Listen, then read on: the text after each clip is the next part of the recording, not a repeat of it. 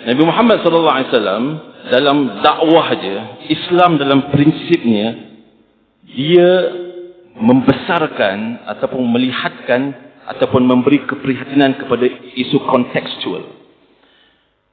Semua daripada dalam Quran dan hadis. Yang paling mudah kalau nak faham kontekstual ni adalah tapi saya nak ambil yang dekat dengan Ramadan. Ramadan Allah SWT dah mengatakan ini kutiba alaikumusiyam, wajib. Betul Allah mengatakan seterusnya, faman kana minkum maridan aw ala safarin fa'iddatun min ayyamin ukhra. Padahal itu wajib sebelumnya.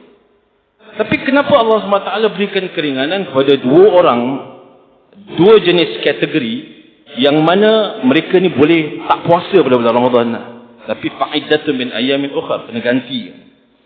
Jadi Allah SWT melihat kepada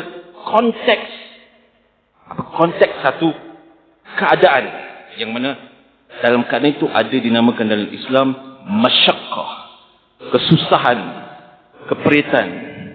Pasal dalam qawaid fiqh ada satu, kita kalau saya pun alhamdulillah syukur dalam fatwa kita selalu menggunakan ini qawaid al-masyaqqatu tajlibut taysir. Kalau dalam maslahat umum ni, kalau ada masyaqqah selagi mana dia itu tak melanggar syariat, Allah SWT suruh kita untuk ambil jalan yang mudah.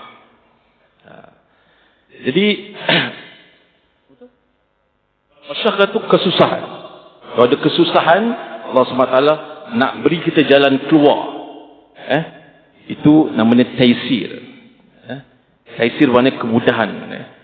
Jadi akhirnya Allah mengatakan yuridullahu bikumul yusra wala yuridu bikumul usra. Dalam ayat yang sama kemudian seterusnya ayat 183, 84, 85, 86 surah Al-Baqarah.